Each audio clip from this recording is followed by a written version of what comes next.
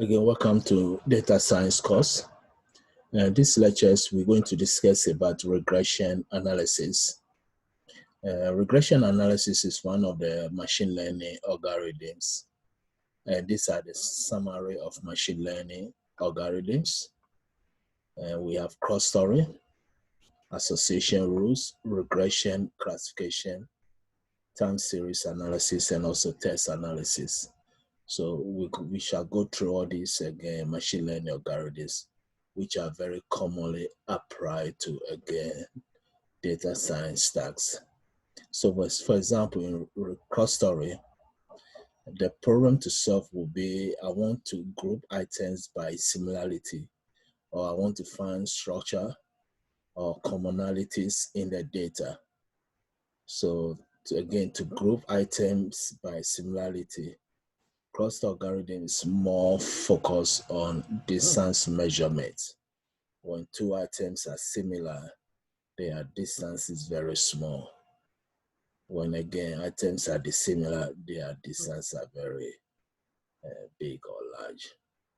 So again, we're going to discuss about cluster algorithm, and we are going to focus on k-means clustering.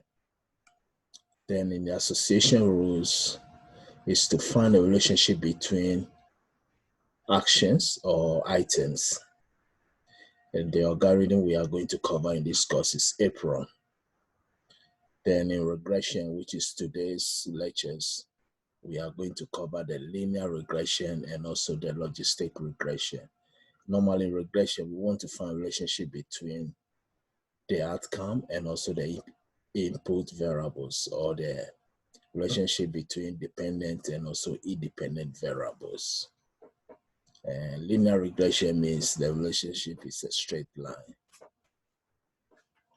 And also classification, one of the common categories of algorithms. Here in classification, our main goal is to build a model. So we are going to use a training data set to build a model. Then we are going to test the model. If the model is good, then we're going to use it for classification, also prediction.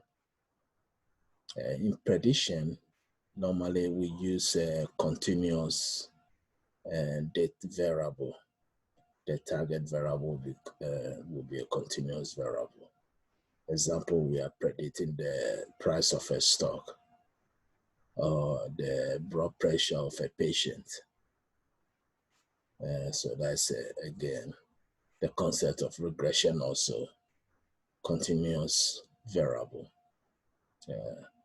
But with classification, we can use the nominal data. For example, patient has a cancer, yes or no, true or false. So this is classification. We're also going to discuss about time series analysis. Here we are going to use a temporal data set. That's data set that is based on time. Example would be the stock price. Normally a stock price data set would be time series.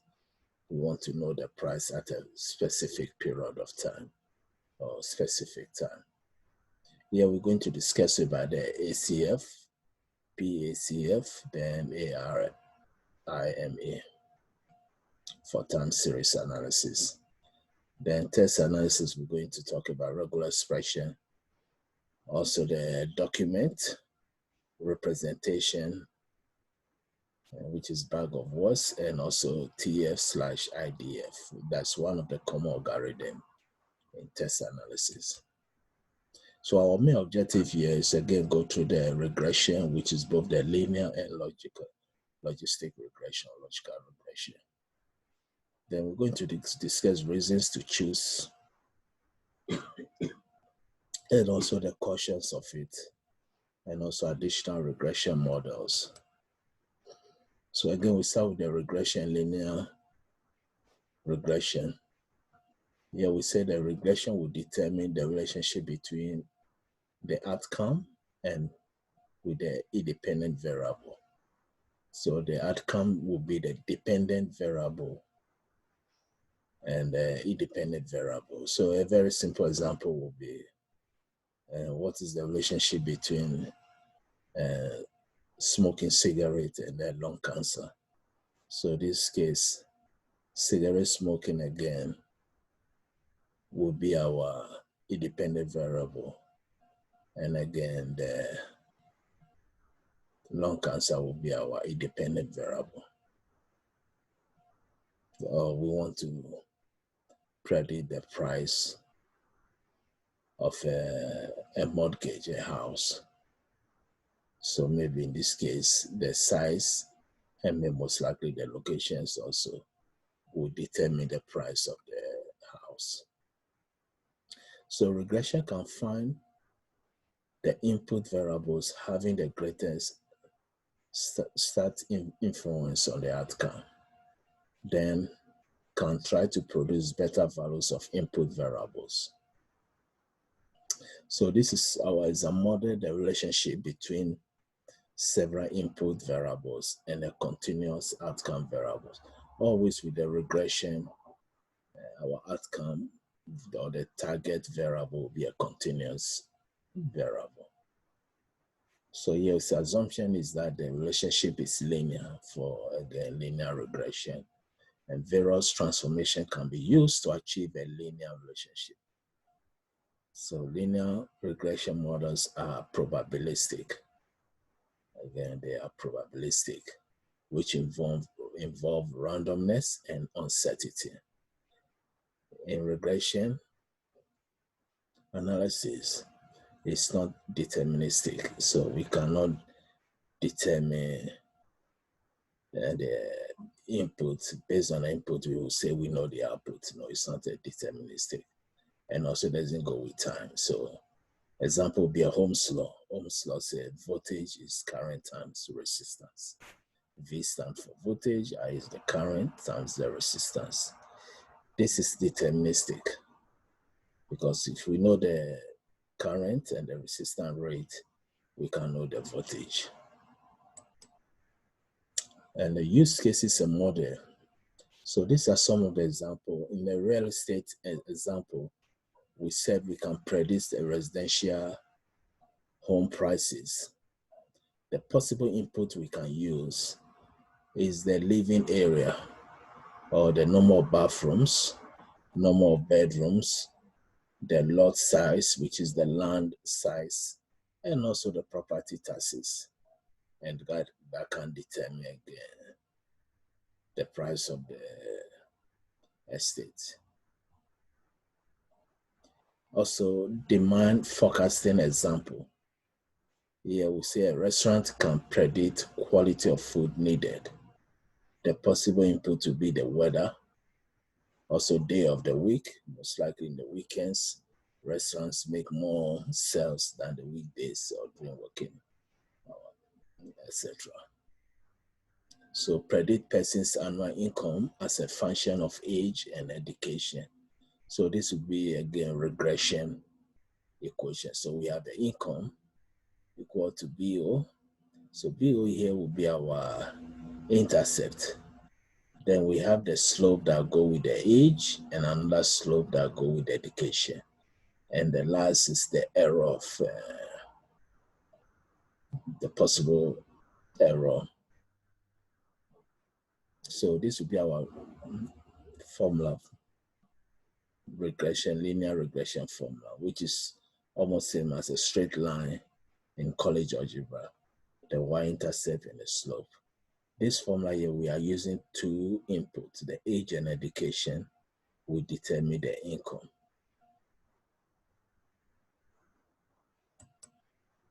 So this is the model description. Here we say y equal to BO plus B1S1 plus B2S2 plus all the way to BP minus 1S, P minus 2, P minus 1, and then X, P minus 1, so plus E, the error. So Y will be our outcome variable, Y. Then we have Xi's. It can be our independent variable. Here we have P minus 1 inputs. So this is multiple linear regression. We have more than one input. Simple linear regression, we have only one input. So we also have the BO, the value of y, when each xi equals 0. So BO is the same as y-intercept if we are using the college algebra terminology. Then we have BJ, which is the change in y based on a unit change in xi. And our last E is the random error term that represents the difference between the linear model and the particular observed value for y. So we can see in the diagram here, in the straight line here, that will be our prediction, the best fit line. So E can be the difference between the actual value of y is where we have our dots. So the difference between the dot and the prediction, that will give us our error. Now, if all the points, the actual observation lines on the line, all of them, then we have error to be 0. The error to be 0. Here we can see that this is another model building, but it's not really a straight line. And even if we use the linear here, we'll see that some of the points will be far away from the best fit line, straight line, some of them. So the higher the error, the bad the model will be. So model description with normally distributed errors. Here we say that making additional assumptions on the error term provide further capabilities. So it's very common to assuming that the error term is normally distributed random variable. So the mean 0 and the constant variance. That is, N stands for the normally distributed or bear curve. And then we have our mean to be 0. And also we have our variance. So with the assumption, the expected value is E, expected value of normally expected values is the mean value. So the expected value here will be BO plus B1 S1 plus B2 S2 all the way to BP minus 1 SP minus 1 plus the random error also. So by removing this parenthesis, we get BO plus B1 S1 plus B2 S2 plus BP minus 1 SP minus 1 plus the expected error. And later on, we get our model to be BO plus B1 S1 plus B2 S2 all the way to BP. Again, P minus 1 will be the size of the input. And that will be our expected value of Y. So then the variance will be the V variance of our, again, equation. And the variance later will be 0 variance of the error, which later will give us the variance. So again, this is our multiple linear regression. We can see that the regression model is especially this is a straight line, so it's the same as college algebra and the straight line function. We have the y-intercept and we have the slope. All in college algebra, we are dealing with one input, the x and y. X is our input, y is our output or dependent variable. Here we have a multiple input, B1, S1, up to P minus 1 input. So the normal assumption with one input variable will look something like this. And each of the difference, we have the normal curve for each. So for example, we said if S equal to 8, and the expected y is approximately 20, but it may varies from 15 to again 25.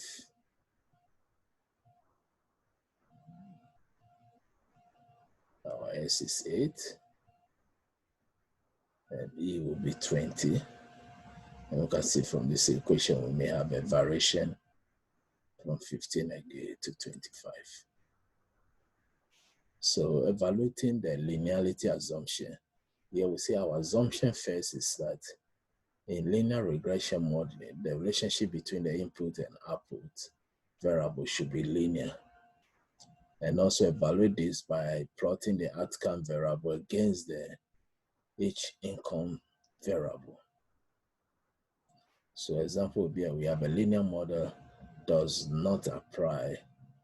So a transformation example, logarithmic must allow a linear model to apply.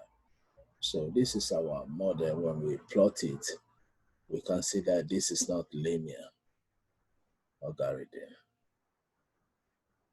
And this is quadratic function. So here we see the income as a quadratic function of age, which is a parabola.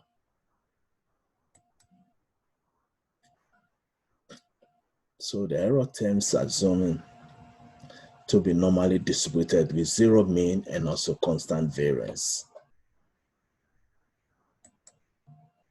And here we have different models. So this will be our nonlinear trend in residuals. Again, residuals is our error. The difference again between the observed or the actual output and also the predicted output. Here we say residuals not centered on zero. And we can see it again. This is quadratic, which is again nonlinear trend in residuals. And also here residuals not centered on zero also. And here we can also see the variance not constant. We can see the spread of the data. Very density, high density. As the X increases, the density again goes down. So evaluating the normality assumption, here we say residuals centered on zero and appear normally distributed. Normality assumption, there's two things we always consider. The mean and also the standard deviation. So normally distributed residuals, and this is non-normally distributed residuals.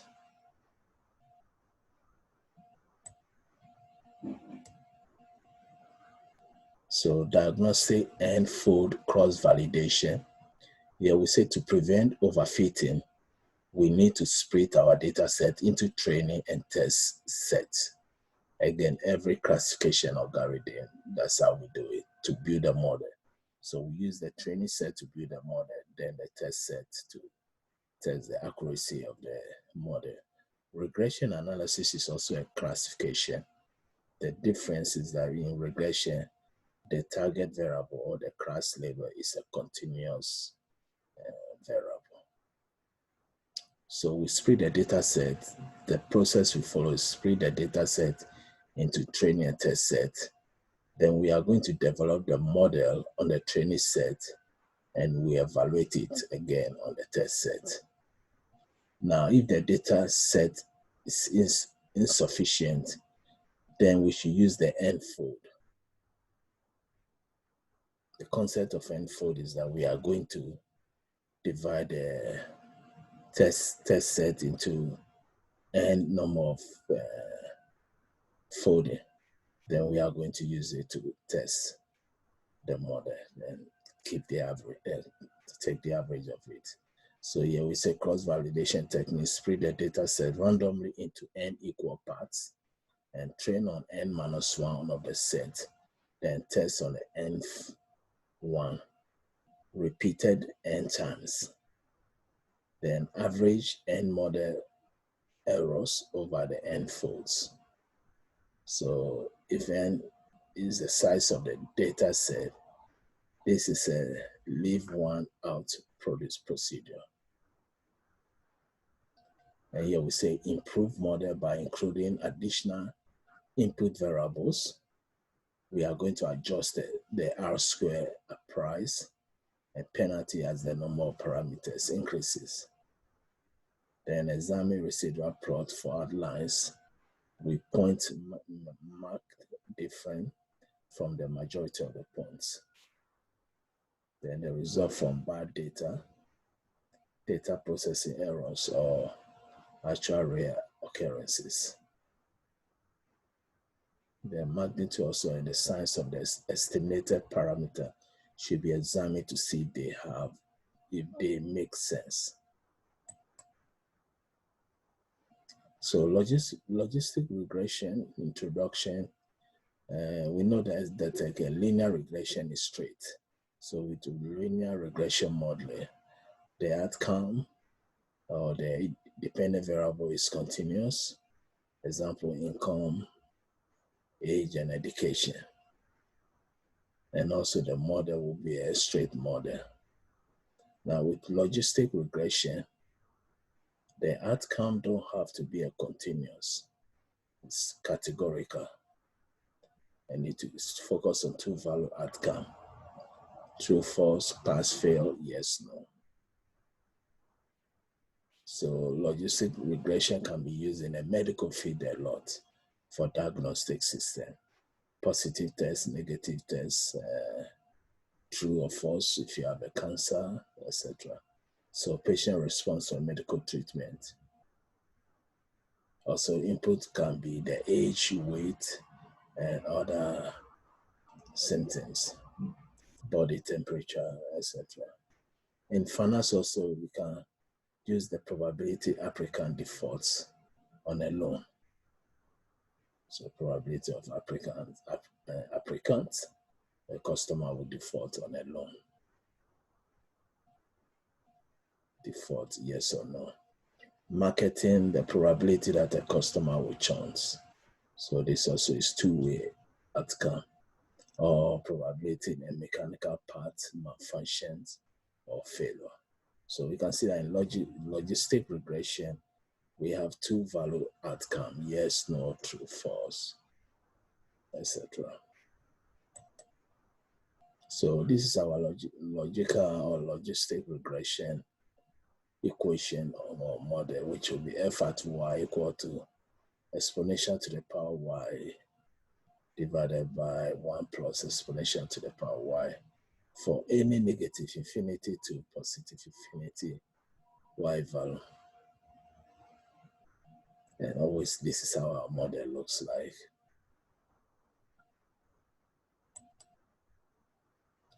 So with a range of f at y at 0 to 1, 0 and 1, the logistic function models the probability of an outcome occurring. So we know this is our linear y equal to BO plus B1 is 1 plus B2 is 2 up to BP minus 1, SP minus 1. In logistic, we say probability of from S, this is again our input from S1 to SP minus 1 equal to f at y equal to e to the power y over 1 plus e to the power y. And y can be any value from negative infinity to positive infinity. And we can get a natural log p over 1 minus p, which will give us y equal to BO plus BY is 1 plus B2 is 2 up to BP SP minus 1. So in logistic regression, the values of y are not directly observed. The values of f at y are observed because we're going to obtain y by taking the natural log f at y equal to p, which is called the log horse ratio or logit of p. Then maximum likelihood estimation also, we can use the estimate model parameters. So this example given to us, the brand preference for orange juice. Here we say we would like to predict what customers prefer to buy, whether Citrus Hill or Minute Maid orange juice. So the Y at purchase variables is categorical, 0 or 1, because the outcome will be either we purchase or not purchase. So 0 is not purchase, 1 is purchase. Then S can be the loyal to Citrus Hill, which CH variable, and this will be a numerical variable between 0 to 1. And X will give us how much customers loyal to Citrus Hill orange juice. So here our input again, if it's 0, then we're 100% sure we don't like the citrus, CH, or 1, we're 100% sure we like it. Then between to 0 will be the probability of maybe 30%, or 0.3, I like it, 0.6, 0.5 means halfway, we like it or not. So here, can we use linear regression when Y is categorical? That's a question given. When it's categorical, the linear regression again fails. So Y takes some values of 0 and 1. Will linear regression work?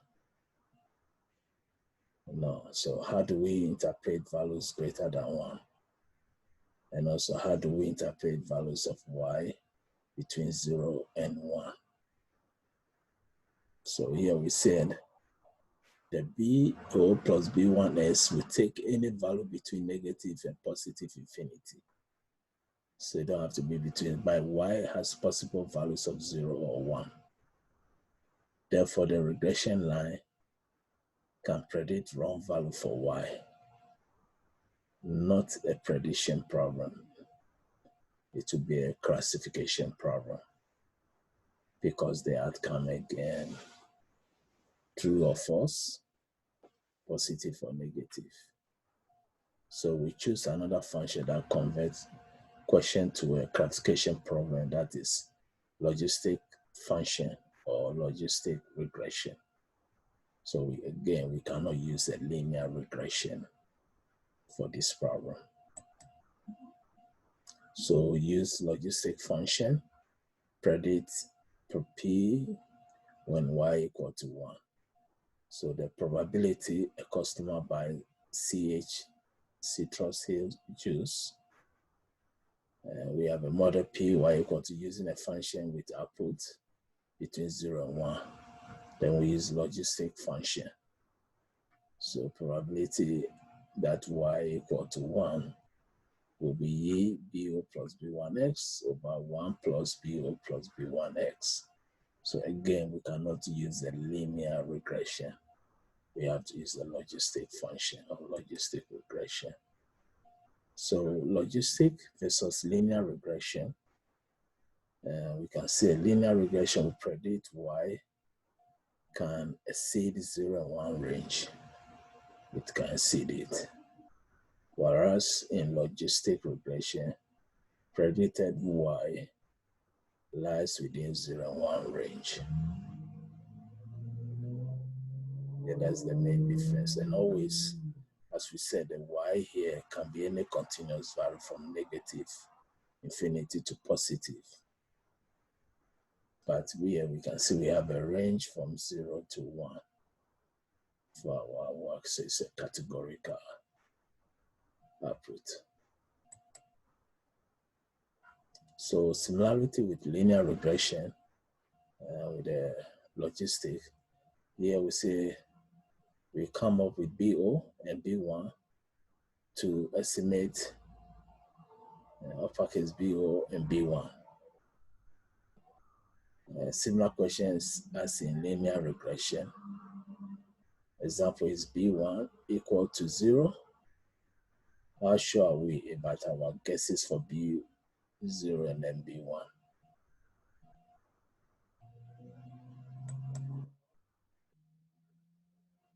Example 2 be a credit card default data. So we predict customers that that can likely default. So the possible S values are annual income, monthly credit card balance, and then Y will be the default is categorical yes or no. So this will be again logistic regression using classification, predicting whether again a customer will default their credit card.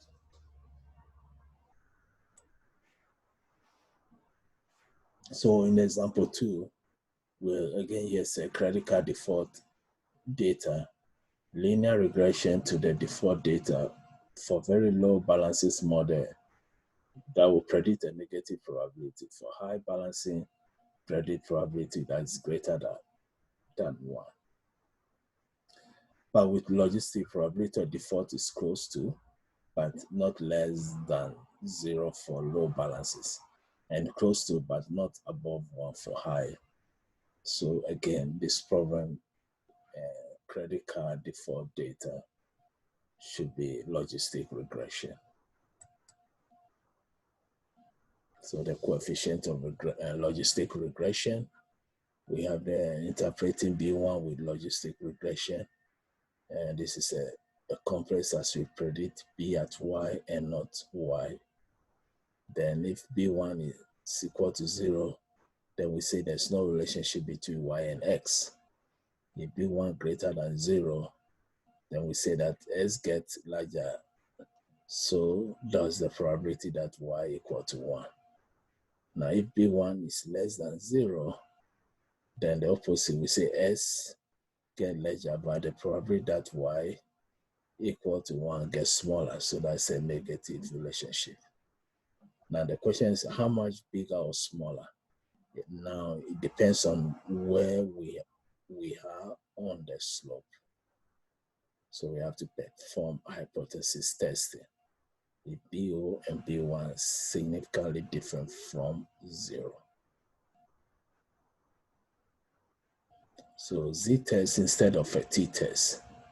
Here we say it doesn't change the way we interpret the p-value, but we can use the z-test or t-test.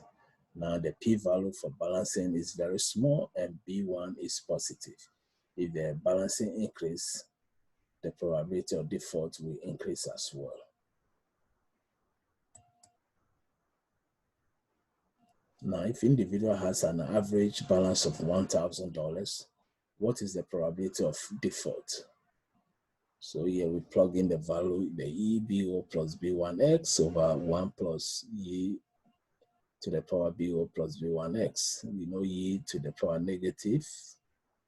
Again, having a balance of this, we have 10.6513 as our slope plus 0.0055 and our input, that's the slope for the input.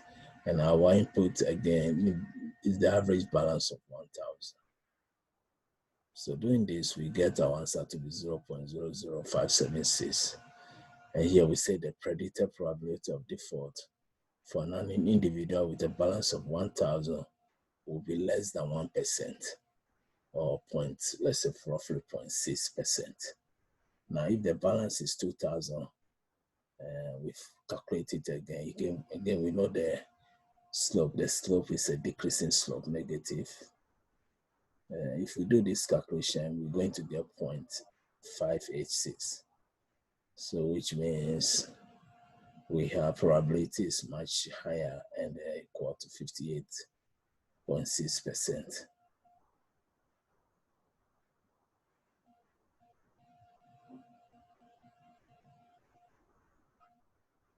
So we can see that the probability of defaulting, if you own less, then your probability is less. If you own high, this time we own, instead of $1,000 we own 2,000. So the probability of default goes up. So here we say predict if an individual defaults. Check if individual is a student or not.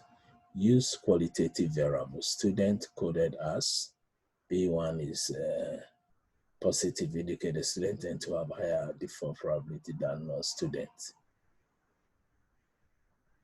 So we have some interpretation here.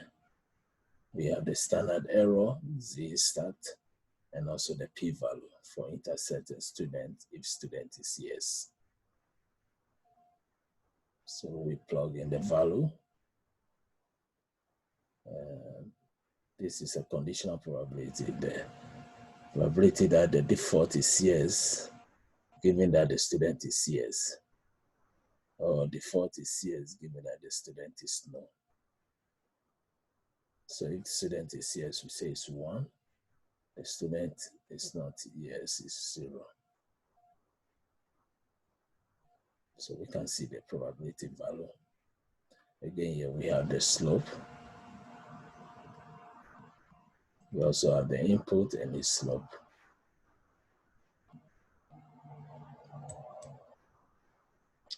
So again, we can fit the multiple logistic just like linear regression also. You can see we have again P inputs. And if it's one input, we can just put e to the power x. But here we are using 2 inputs with the intercept. So here it's like we have again fitting the linear into logistic. Our predicted default is balance, income, and student. And we know that balance and income are quantitative. Student will be a qualitative. And we have some other values.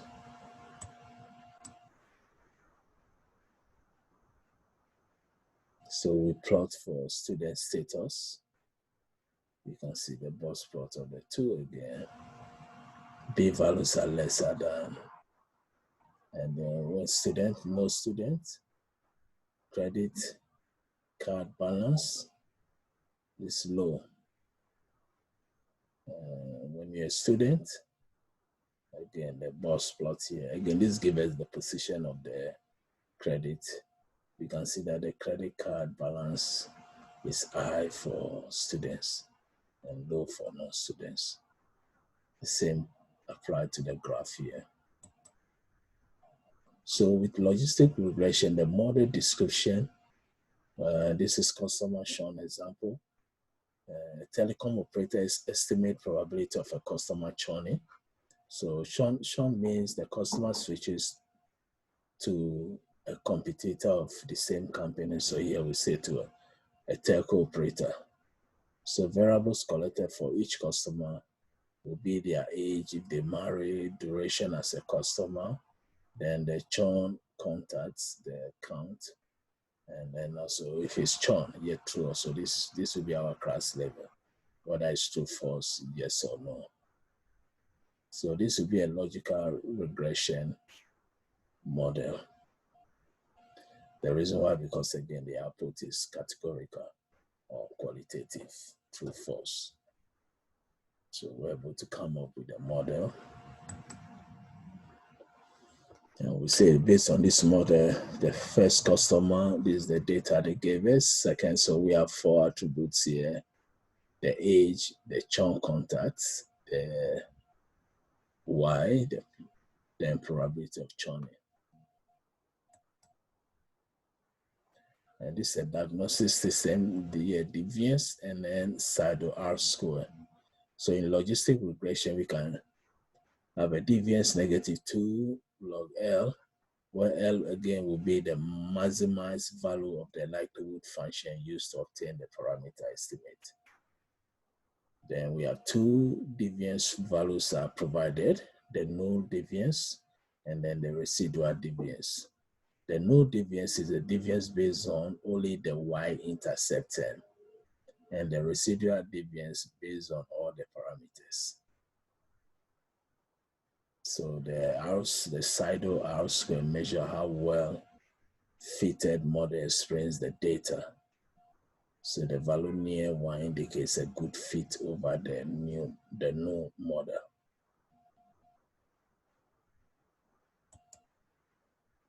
So the receiver operating characteristics, which is the raw curve, we use this to measure our accuracy in testing. So in logical regression, it's often used to classify.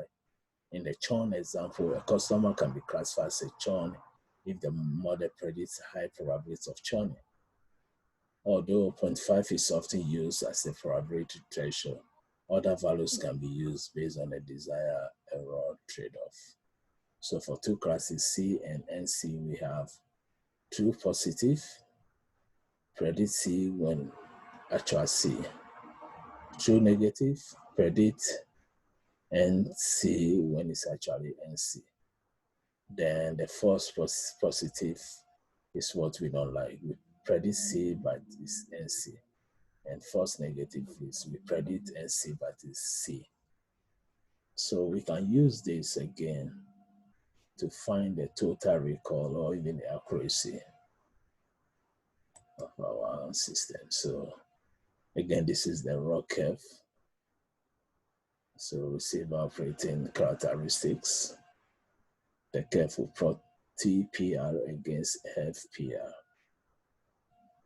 Again, the TPR stands for true positive rate and also the false positive rate. So the formula is giving me false positive rate will be the number of false positive over the two divided by the number of negatives or total negatives.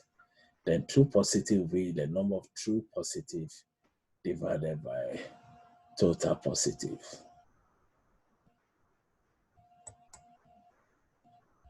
And we can also use histogram of the probabilities. We can visualize the counts of the customer who shone or who didn't shone. And so reasons to choose and caution. Linear regression, as we said earlier, the outcome variable is always continuous. Logistic regression, the outcome variable always categorical. But both models also will assume the linear additive function of the input variables. If this is not true, then the model performs poorly. In linear regression, the further assumption of normally distributed error terms is important for many statistical inferences. Although a set of input variables may be a good predictor of an output variable. So correlation does not imply causation. So this will give you the idea of association or relationship between two variables. Doesn't mean the first variable can cause the second variable. We may have what we call the confounding variable concept or modification effect variable. Confounding variable means a variable that have association with the input, have association with the output, but it doesn't cause the outcome. And modification effect is very good. It's a variable that either it will improve the outcome or it will reduce the outcome. If you improve the outcome, we say it's positive modification effect. And if you reduce the outcome, we say it's negative, again, modification effect. So this will be the conclusion of the whole concept of regression. Regression, as we said, is two types. The linear regression relationship with straight line. Then we have logistic regression, which is non-linear relationship. So again, wish everybody the best and thank you.